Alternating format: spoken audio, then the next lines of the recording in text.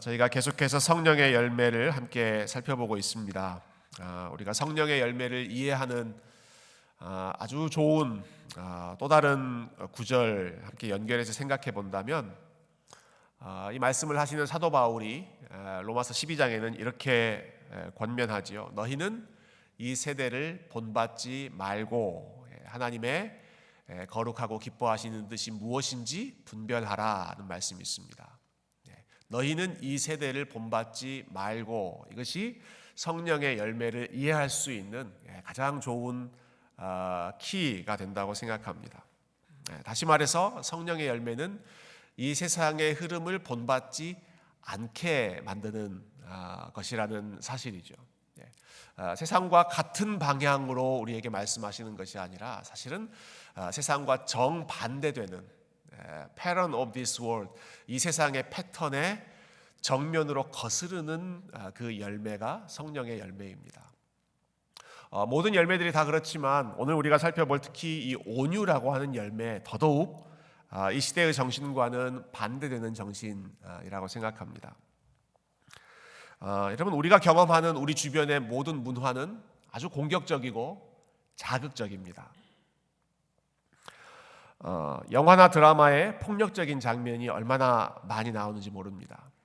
우리 어린아이들이 또 청소년들이 많은 시간을 보내는 게임, 온라인 게임에 거의 대부분 모든 게임이 죽이고 이기고 정복하는 그러한 게임들입니다. 비즈니스의 영역도 그렇고, 또 경쟁이 치열하게 이루어지는 교육의 영역도 그렇고, 스포츠의 영역 말로 할 수도 없을 것이고, 그리고 정치, 권력을 잡기 위해서 투쟁하는 그러한 영역, 모든 곳에서 오늘날 이 시대가 유능하다, 능력 있다라고 평가하는 모습은 자기를 적극적으로 어필하고 자기 PR을 잘하고 자기 주장을 아주 강하게 설득력 있게 하는 그러한 모습을 유능하다라고 이야기합니다. 이런 분위기가 가장 두드러졌던 문화를 역사상 하나 꼽으라고 한다면 아마 사도 바울이 살았던 그리스 로마 문명이 단연코 1등이었을 것입니다. 여러분, 그리스 문명이 여러 도시 국가로 형성되어 있었는데요, 그 중에 리더 역할을 했던, 아주 주도적인 역할을 했던 지역이 하나 있습니다. 스파르타라고 하는 지역입니다. 스파르타. 우리에게는 스파르타식 교육이라고 더 잘 알려져 있는 지역 이름입니다. 스파르타. 여러분, 이 스파르타라는 지역은 어떤 분위기였는가 하면, 갓 태어난 아기가 병에 걸려 있거나 장애를 가지고 있으면 그 나라의 국민으로 인정하지 않았습니다. 그리고 심지어 병에 걸린 아이들은 바깥에 내다 버렸습니다. 이 사회에 도움이 되지 않기 때문에. 건강한 아이들은 7살부터 군사 교육을 받았다고 합니다. 7살부터 군인이 되는 교육을 스파르타에서는 받습니다. 그렇게 13년 동안 교육을 잘 받고 20살 성인식이 됐을 때에는 성인이 되는 자격 심사를 하기 위해서 하나의 업무, 태스크를 주는데요, 주변에 있는 다른 민족, 특히 힘이 없는 약한 민족을 습격해서 살인, 강도 등의 일을 성공해서 오면 You are true Spartan. 너는 진짜 스파르타 사람이다 라고 성인으로 인정을 해줬습니다. 그리고 후에 또 10년 동안 의무적으로 20대의 모든 시간을 군 복무를 했다고 합니다. 여러분, 이것이 고대 그리스가 자랑했던 스파르타의 분위기였고, 그 시대만이 아니라 후대에 많은 나라가 강하기를 원하고 또 사회가 더 강하기를 원하는 사람들이 이 스파르타의 정신을 배워야 한다고 부추기고 선망의 대상으로 삼았죠. 이런 바울이 활동했던 그 그리스 로마 분위기가 바로 이런 분위기가 우월하다고 지배하고 있던 그러한 시대였습니다. 특히 오늘 사도 바울이 쓴 편지, 이 데살로니가 전서는 그리스에서 또 다른 중심적인 역할을 했던 도시, 이 데살로니가 지역에 보낸, 그 교회에 보낸 편지인데요, 이 데살로니가라고 하는 지역은 우리 교회와도 아주 밀접한 관련이 있습니다. 지금까지 저희 교회가 총 3차례에 걸쳐서 단기 선교팀을 파송했던 지역이 이 데살로니가 지역입니다. 우리 김수길 선교사님께서 이 지역에서만 거의 30년 가까이 이 한 지역 데살로니가 지역에서만 사역을 하고 계십니다. 이렇게 긴 시간을 우리 선교사님께서 헌신하고 계시는데, 그런데 놀랍게도 사도 바울은 30년이 아니라 3년이 아니라 석 달이 아니라 겨우 3주밖에 이 데살로니가 지역에 머물 수밖에 없었습니다. 데살로니가 지역에 바울이 머물렀던 기간은 3주밖에 되지 않습니다. 왜 그렇게 짧은 기간이었는가? 바울이 이 지역을 싫어해서 그런가? 그렇지 않습니다. 바울은 더 머무르고 싶었지만 이 지역에서 바울을 싫어하는 사람들의 분위기가 얼마나 거칠고 드세든지 그 데살로니가 지역 사람들이 길거리에 있는 불량배들을 끌어다가 바울이 살고 있는 그 집을 습격했습니다. 한밤중에 습격해서 바울을 쫓아버립니다. 그리고 바울이 데살로니가에서 다른 지역으로 쫓겨났을 때 거기까지 또 원정으로 쫓아가서 거기서도 하나님의 일을 하지 못하도록 또 몰아냈던, 그렇게 사람들을 동원했던 지역이 데살로니가 지역입니다. 여러분, 그러니까 얼마나 이 지역 사람들이 거칠고 그리고 폭력적이고 모든 것을 자기의 힘으로 완력으로 하려고 했던지를 잘 알 수 있죠. 그런데 이런 지역에서 사도 바울이 보여주었던 성령의 열매가 여러분 놀랍게도 온유함입니다. 온유함의 열매를 이야기합니다. 우리 7절 말씀, 오늘 본문의 가장 핵심되는 말씀인데요. 우리 7절 말씀 한번 같이 보실까요? 같이 읽어보십시다. 시작. 우리는 그리스도의 사도로서 마땅히 권위를 주장할 수 있으나 도리어 너희 가운데서 유순한 자가 되어 유모가 자기 자녀를 기름과 같이 하였으니. 여러분, 그 당시에 교사나 지도자나 어떠한 다스리는 위치에 있었던 사람들은 자기의 지위, 자기의 힘을 충분히 내세울 수 있었습니다. 자기가 가지고 있는 권위를 내세워서 사람들을 이끌 수 있었습니다. 바울도 그렇게 이야기하죠. 나는 그리스도의 사도였다. 그리고 그리스도의 사도로서 마땅히 권위를 주장할 수 있었다. 그 권위를 주장한다는 게 어떤 방식이었는지는 자세히 나와 있지 않지만 나는 충분히 너희들 위해서 군림하고 너희들을 힘으로 혹은 권위로 내가 도미네이트 할 수 있었다라는 것이죠. 지배할 수 있었다라는 것입니다. 그러나 바울이 그렇게 하지 않았습니다. 도리어 너희 가운데 유순한 자가 되었다. 사도로서의 권위를 위에서 내리누르는 식으로 주장하는 것이 아니라 오히려 너희 가운데 유순한 자가 되었다. gentle, 부드러운 자가 되었다라는 것입니다. 그 부드러운 자로서의 모습이 어땠는지를 조금 더 구체적으로 설명하죠. 비유를 듭니다. 마치 유모가 자기 자녀를 기름과 같이, 유모가 자기 자녀를 기름과 같이 내가 너희들을 부드럽게 온유하게 여러분 가운데 있었습니다. 여기 나오는 유모는 어느 정도 큰 아이들과 플레이 타임을 가지면서 놀아주는 내니를 말하는 것이 아닙니다. 문자 그대로 유모입니다. 유모, 젖 유자를 써서 젖을 먹이는 엄마입니다. 영어 성경에도 nursing mother라고 되어 있죠. 실제로 젖을 먹이는, 어린 아이가 아직 젖을 떼기 전에, 아직 걸음마도 제대로 하기 전에, 현실적으로 본다면 아직 돌이 되기 전에 본인이 본인의 그 노릇을 제대로 하지 못하는 그 시기에 여러분, 어머니들이 얼마나 이 아이들을 케어하는 데 정성을 들이고 얼마나 그 아이를 위해서 부드럽게 대하고 온유하게 대하고 그 아이를 위해서 행여나 다칠까 봐 얼마나 섬세하게 그 아이들을 대합니까? 이 어린 아이들을 먹이고 업고 안고 입히고 기저귀를 갈고 그 모든 과정 속에 그 젖먹이를 키우는 어머니들이 여러분 얼마나 유순하게 얼마나 부드럽게 이 아이들을 대합니까? 그리고 그 일을 위해 얼마나 헌신적으로 자기를 버리면서 그 시간을 보냅니까? 이 시기에 엄마들, 정말 어린 아이들의 그 젖먹이 어린 아이들을 돌보는 그 시기에 우리 어머니들의 모습은 사실 조금 죄송한 표현이지만 거의 폐인 수준일 때가 많이 있습니다. 아이에게 모든 것을 다 맞춰주느라 제대로 자지도 못하죠. 항상 피곤합니다.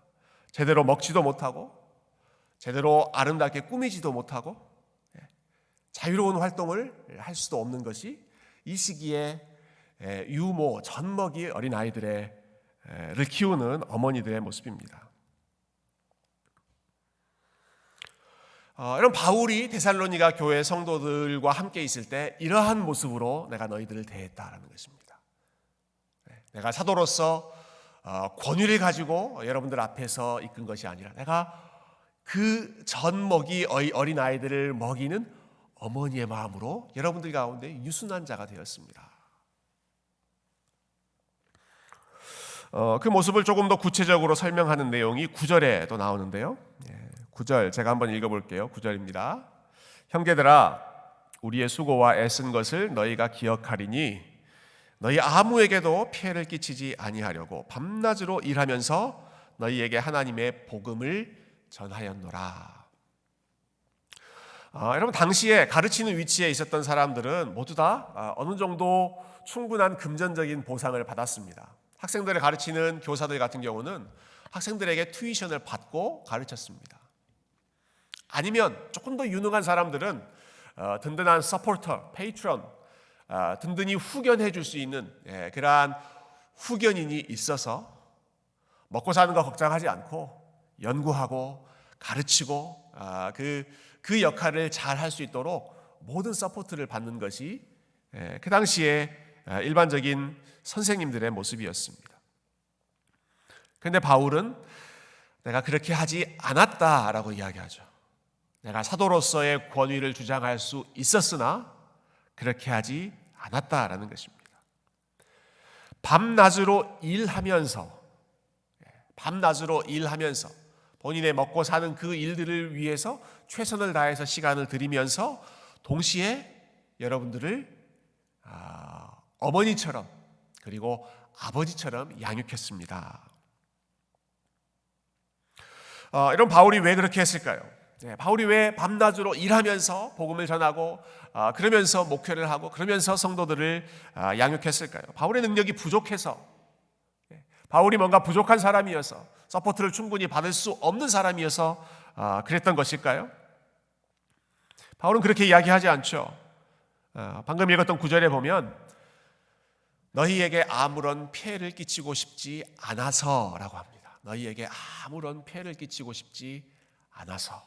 내가 충분히 그러한 권위를 주장할 수 있지만 그러한 권리를 요구했다면 아무래도 물론 이 데살로니가 교회 성도들이든지 아니면 주변의 다른 지역의 성도들이 충분히 도와서 바울이 이 복음 전하는 일에만 전념할 수 있었겠지만 그렇게 하지 않은 이유는 여러분들에게 피해를 끼치고 싶지 않았기 때문입니다.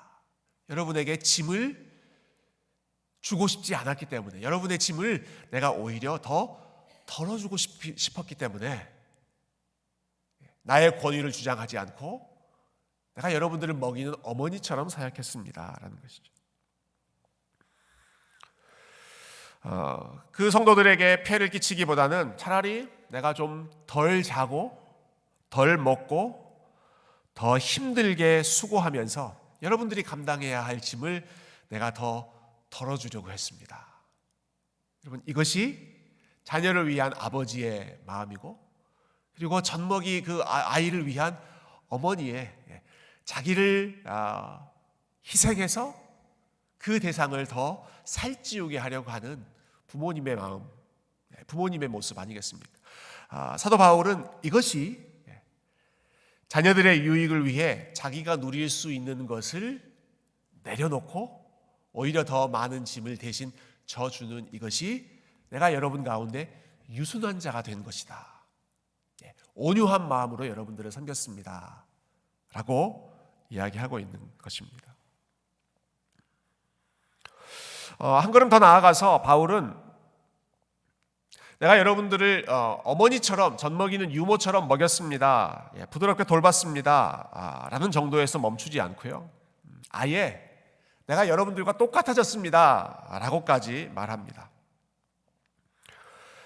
조금 전에 읽었던 이 7절 말씀에 보면 오늘 본문의 가장 핵심이 되는 구절이라고 할 수 있는데요, 7절 가운데 내가 너희 가운데 유순한 자가 되었습니다 이렇게 얘기하죠. 영어 성경에는 we were gentle, 우리가 부드러웠습니다, 온유했습니다 라고 되어 있는데요, 그 원어 성경에 보면 참 재미있는 표현입니다. 내가 여러분 가운데 어린 아기가 되었습니다 이렇게 표현하고 있습니다. 내가 여러분 가운데에서 babe, 아예 어린 아기가 되었습니다. 바울은 이렇게 이야기합니다.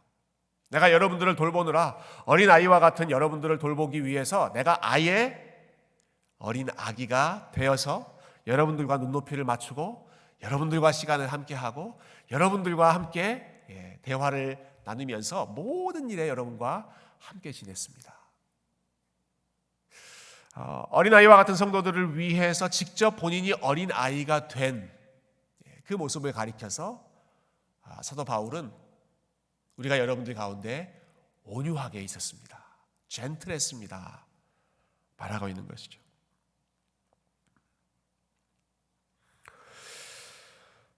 이 성령의 열매를 좀 같이 연구하고 생각하면서 제가 주로 참고하는 책이 예전에도 한번 소개한 적이 있습니다만은 열매 맺다라고 하는 책을 제가 항상 읽습니다. 각각의 성령의 열매를 볼 때마다 열매 맺다 책을 읽는데, 이 책을 쓰신 필립 케네슨 교수님께서 우리가 온유한 사람을 판별할 수 있는 온유한 사람의 가장 두드러진 특징을 한 가지 말씀하셨는데 굉장히 인상적이었습니다.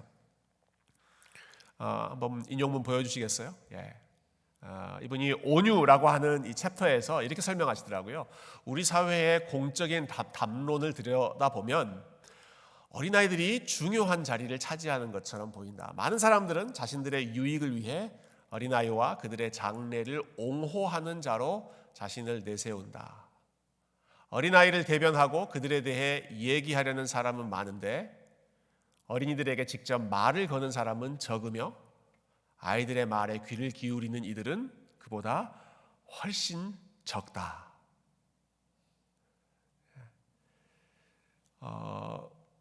우리 시대의 모습을 굉장히 잘 통찰력 있게 지적하시는 것 같아요. 많은 사람들이 어린아이가 중요하다고 이야기하죠. 우리가 어린아이의 미래를 위해 살아야 한다라고 이야기합니다. 그런데 어린아이들을 위해서, for children, 어린아이들을 위해서 살겠다는 사람은 많지만 어린아이와 함께, with children, 어린아이에게 직접 말을 걸고 어린아이의 말을 직접 들으면서 어린아이와 함께 시간을 보내는 그런 사람들은 생각보다 많지 않다라는 것입니다. 내가 어린아이들의, 우리 다음 세대들의 미래를 위해서 헌신하겠다, 무슨 일을 하겠다라고 약속하는 사람들은 많지만 그들의 현재, 지금 시간에 그들과 함께 시간을 보내고 그들의 마음을 이해하고 그들과 함께 말을 주고받고 그들과 함께 지내는 사람들은 생각만큼 많지 않다라는 것이죠. 그냥 누가 온유한 사람인가 질문을 던지는 것입니다. 누가 온유한 사람인가? 내가 아이들을 위해서, 아이들의 미래를 위해서 열심히 헌신하겠습니다 라고 말하는 사람, 약속하는 사람들이 온유한 사람일까요? 아니면 아이들과 직접 시간을 함께 보내는 사람들이 온유한 사람일까요? 이 책의 저자는, 그리고 사도 바울은 내가 너희들 가운데 어린아이가 되었다, 그들과 함께 시간을 보내고 어린아이의 수준으로 직접 내려가서 그들과 직접 대화하고 교제하는 그 단계까지 내려가는 것이 진정 온유한 사람이 보여주는 모습이라는 것입니다. 여러분, 그런데 이러한 삶을 산다는 것이 참 쉽지 않습니다. 왜 이것이 어려운가?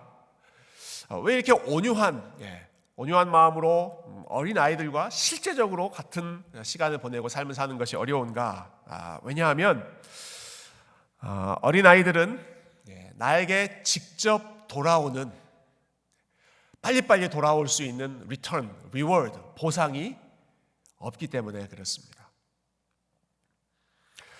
여러분, 어른들하고 시간을 보내면, 그리고 어른들에게 잘해주면, 그들을 위해서 우리가 노력을 기울이면 뭔가 눈에 보이는 보상을 받을 수 있습니다. 뭐 고맙다는 말을 듣든지, 아니면 뭐 한 끼 밥을 사주신다든지, 뭐 때가 되었을 때 선물을 뭐 준비해서 정성을 표현해 주시다든지 하는 그러한 일들을 여러분 어른들 사이에서는 우리가 수고한 것에 대한 어느 정도의 보상, 대가를 돌려받을 수가 있습니다. 어린아이들은 그렇지 않습니다. 내가 잘해준다고 그들이 알아주는 것도 아니고 그 아이들로부터 어떠한 눈에 보이는 현실적인 보상을 받는다는 것이 극히 드문 일입니다. 극히 드문 일이에요. 어린아이와 시간을 보낸다는 것은 그냥 나의 것을 온통 쏟아붓기만 하는 것입니다. 아이들에게는 온통 쏟아붓기만 합니다. 그래서 조금 전에 인용한 그 책을 쓰신 이 필립 케네슨 교수님은 이루어야 할 목표가 많거나 야망이 큰 사람은 어린아이와 함께 시간을 보내지 않습니다. 이렇게 이야기합니다. 본인의 야망이 큰 사람, 본인이 이루고 싶은 것이 많은 사람은 어린아이와 함께 시간을 보내지 않습니다. 왜냐하면 즉각 그것이 리턴을 받을 수 없기 때문이죠. 그러나 온유한 사람은 어떤 사람입니까? 어린아이의 삶 속으로 들어갑니다. 어린아이와 함께 시간을 보냅니다. 어린아이라고 했을 때 이 어린아이라는 말은 단순히 뭐 1살, 2살 영유아만을 일컫는 것이 아니죠. 여러 종류의 상황, 아주 다양한 사람들이 이 범주 안에 들어갈 수 있을 것입니다. 여러분 어린애들은 귀엽기라도 하잖아요. 1살, 2살 뭐 유아부 섬기는 교사 선생님들이 종종 그런 얘기 하시더라고요. 아이들 섬기는 거 너무 힘들지 않으세요? 물어보면 목사님, 이 2살, 3살짜리랑 같이 있는 게 저한테는 힐링입니다.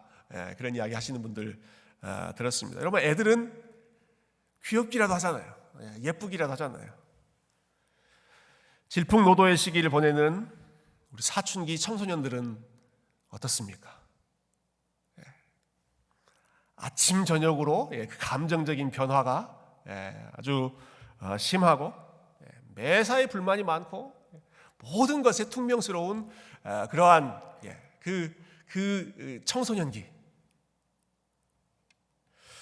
혹은 몸이 건강하지 못한 환자들을 돌보는 경우는 어떻습니까? 나이가 많이 들어 거동이 불편하신 노약자들을 돌보는 그러한 삶은 또 어떻겠습니까? 이러한 경우가 사실은 다 어린아이에 해당하는 경우라고 할 수 있습니다. 바울이 내가 여러분 가운데 유순한 자가 되었습니다. 어린아이를 돌보는 것처럼 내가 그렇게 부드럽게 여러분에게 다가갔습니다. 라고 하는 것이 본인보다 훨씬 더 연약한 사람을 향한 성령의 열매, 성령의 마음이 바로 그러한 온유함으로 그 연약한 사람들과 함께 시간을 보내고 그들과 함께 걸어가는 겸손한 삶으로 나타나는 것이죠. 여러분 저와 여러분의 삶이 연약한 자들과 함께 지내고 그들과 함께 걸어가는 것을 즐거이 감당할 수 있는 온유한 삶이 될 수 있기를 주님의 이름으로 축원드립니다. 어려운 것들을 잘 인내하고 감당하고 계속해서 같이 걸어가 주는 것이죠. 온유한 사람의 또 다른 특징 한 가지만 더 생각하면 여러분 온유한 사람은 기도하는 사람입니다. 온유하다라는 것은 우리가 하나님과의 관계에서는 기도의 모습으로 나타납니다. 결국 온유하다는 것은 우리의 힘을 뺀다는 것 아니겠습니까? 힘이 빠지는 것입니다. 부드러워지는 것입니다. 나의 힘을 내려놓는 것입니다. 나의 힘을 내려놓을 수 있는 최고의 훈련은 우리가 하나님 앞에 무릎을 꿇는 것입니다. 우리가 하나님 앞에서 가장 온유해지는 것, 가장 우리의 힘이 빠지는 순간은 하나님 앞에 기도하고 무릎을 꿇는 시간이죠. 내 머리로 될 것 같고 내 능력으로 될 것 같고 내 힘으로 될 것 같으면 기도하지 않습니다. 그러나 내 힘으로 안 된다는 사실을 우리가 알 때, 내 능력으로 해결할 수 없다는 사실을 알 때, 내 지혜로 도저히 풀 수 없는 일이라고 하는 사실을 우리가 절감할 때, 그때 하나님 앞에 무릎 꿇게 되죠. 기도하게 됩니다. 하나님 앞에 기도하는 모습이 가장 온유한 사람의 모습입니다. 성경에 보면 성경의 많은 인물들 중에 이 사람이야말로 온유함이 넘버원이었다, 온유함이 가장 뛰어났다라고 평가하는 사람이 있습니다. 혹시 어떤 사람인지 여러분 생각이 나시나요?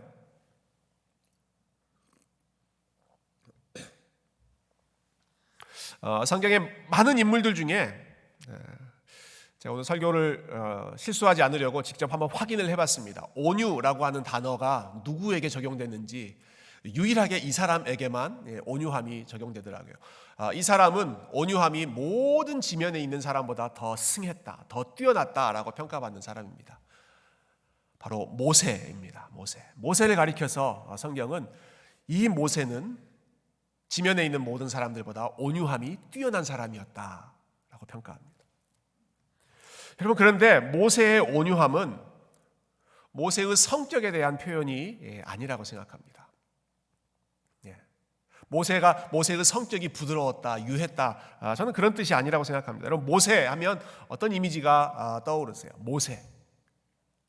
모세, 여러분 인터넷에 구글이나 뭐 이런 것에 모세 하시고 이미지를 검색해 보시면 아주 카리스마 넘치는 그런 모세의 그 그림들이 나옵니다. 홍해 앞에서 홍해를 가르면서 지팡이를 들고 그 엄청난 일을 행하는 그 모세의 모습. 돌판을 들고, 십계명 돌판을 들고 범죄했던 이스라엘 백성들에게 그 돌을 던지면서 대노했던 그 모세의 모습.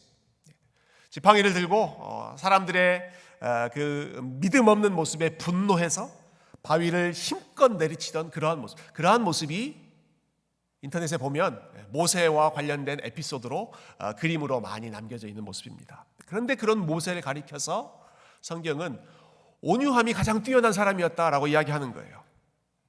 그 말은 모세의 성품이 부드러웠다, 타고난 본성이 유했다라는 것이 아닙니다. 모세가 어떤 면에서 온유한 사람이었는가? 여러분, 모세는 말을 잘 듣지 않고 목이 고든 이스라엘 백성들과 끝까지 광야에서 동고동락하면서 마지막 본인의 삶까지도 광야에서 함께 죽었던 사람이 모세였습니다. 그들과 함께 살고 그들과 함께 죽었던 사람이 모세였습니다. 그리고 모세는 문제가 생길 때마다 다른 것 찾지 않고 하나님 앞에 엎드리는 사람이었습니다. 다른 방법을 찾지 않고, 다른 길을 찾지 않고, 사람들이 본인을 비방할 때든 아니면 길이 막혀서 혹은 음식이 부족하고 물이 부족하고 도저히 빠져나갈 길이 안 보일 때 모세가 취했던 방법은 오로지 하나님 앞에 엎드리는 것이었습니다. 하나님, 저는 모릅니다. 하나님, 저는 이 백성들을 인도할 힘이 없습니다. 하나님께서 인도해 주십시오. 하나님께 도움을 구하고, 하나님께 지혜를 구하고, 하나님께 능력을 구하고, 계속해서 하나님 앞에 엎드리는 그 모습을 가리켜서 모세는 이 땅에 있는 모든 사람보다 온유함이 더 뛰어났던 사람이었다라고 이야기하는 것이죠. 여러분, 모세가 원래부터 그런 사람이었는가? 그렇지 않습니다. 저는 이 온유함이라고 하는 주제를 생각하면서 정말 참 하나님의 이 센스 오브 휴머 같다라는 생각이 들었습니다. 정말 아이러니한 것 같아요. 여러분, 모세는 온유하고는 거리가 가장 먼 사람이었습니다. 젊었을 때 모세, 그 혈기 가득했던 모세, 자기의 의로운 분노를 앞세워서 사람을 본인의 주먹으로 때려서 눕혔던, 죽였던 그런 모세가 여러분 온유함의 대명사가 되지 않습니까? 사도 바울, 온유의 열매를 맺으라라고 권면하고 있는 사도 바울은 또 어떤 사람입니까? 여러분, 집집마다 다니면서 사람들을 잡아서 넘기고 심지어는 죽이는 데 앞장섰던 그 사람이 사도 바울입니다. 바울과 같은 사람, 모세와 같은 사람이 온유에 대해서 이야기하고 온유함의 대명사로 불려지고 있는 것이죠. 천성적으로 온유한 성품이어서가 아니라 계속해서 하나님 앞에 엎드리고 사랑이 어려운 사람을 위해서 기도하고 해결할 수 없는 문제를 놓고 기도하고 그리고 잘 포기가 안 되는 자신의 마음을 내려놓기 위해서 하나님 앞에서 몸부림치는 그 영적인 훈련이 모세와 바울을 온유한 사람으로, 온유한 열매가 맺히는 그러한 사람으로 만들었던 것이죠. 이런 모세와 바울이 기도하는 사람이었다 말씀드렸는데요. 그 두 사람이 공통적으로 했던 기도가 하나 있습니다. 자기 자신을 위해서가 아니라 자기가 섬기는 그 민족을 위해서 하는 기도였습니다. 하나님의 심판을 받아 마땅한 동족들, 정신 못 차리고 있는 자기의 동족들, 유대인들을 생각할 때 모세와 바울이 이렇게 기도했습니다. 하나님, 차라리 이 백성들을 심판하시려면 저의 이름을 당신의 책에서 지워주십시오. 여러분, 이게 모세가 했던 기도이고 바울이 했던 기도이죠. 정말 자기의 상황보다도 어린아이와 같은 그 연약한 백성들과 공동체의 민족들, 그 자기 동족들을 사랑하는 마음, 그 마음이 기도로 하나님 차라리 저를 벌하시고 이 백성들을 살려주십시오. 자기의 유익보다 다른 사람들의 유익을 더 앞세웠던 온유함의 결정판이 모세와 바울의 기도로 나타나지 않습니까? 그런데 모세와 바울이 이런 기도를 드리기는 했지만 그들이 실제로 그런 기도처럼 살지는 않았습니다. 이렇게 멋있는 기도를 드리기는 했지만 그들이 실제로 자기 민족들을 위해서 대신 죽거나 자기의 이름을 생명책에서 지워버리거나 하는 일들은 하지 않죠. 그러나 모세보다 뛰어난 우리 예수님께서는, 그리고 바울보다 뛰어난 우리 예수님께서는 그 일을 실제로 하셨습니다. 그 일을 실제로 하셨습니다. 하나님, 이 백성들을 위해서 차라리 저를 벌하시고 저에게 심판을 내리시고 이들의 생명을 살리기 위해서 차라리 저의 생명을 주님께서 거두어 가주십시오. 그럼 그것이 모세와 바울이 했던 그 온유한 기도를 실제로 이루셨던 예수님의 온유한 삶이죠. 예수님의 겸손한 삶입니다. 그 예수님께서 제자들을 가리켜서 본인을 따르는 수많은 군중들을 가리켜서 나는 마음이 온유하고 겸손하니 라고 선포하십니다. 나는 마음이 온유하고 겸손하니. 정말로 온유한 사람은 어디 있는가? 물론 모세도 온유함에서 뛰어났고 바울도 온유함에서 뛰어났지만 가장 온유함의 완성을 보여주시는 분은 누구셨는가? 우리 예수 그리스도께서 저와 여러분을 위해 자신의 모든 것을 내려주시고 심지어는 오늘 본문에 나오는 그 말씀을 문자적으로 이루셨습니다. 내가 너희 가운데 어린아이가 되었다. 우리 가운데 어린아이로 오실 정도로 가장 온유하고 가장 유순한 모습으로 저와 여러분을 섬기셨던 우리 주님이 수고하고 무거운 짐진 자들아 다 내게로 오라. 마음이 온유하고 겸손한 내게 배우고 내 안에서 쉬어라 라고 저와 여러분을 초청하시는 줄로 믿습니다. 여러분, 그 온유한 주님의 마음을 닮아가는 것이 성령의 열매를 맺어가는 주님의 제자들의 아름다운 삶이 될 수 있기를 존귀하신 주님의 이름으로 축원드립니다. 함께 기도하겠습니다.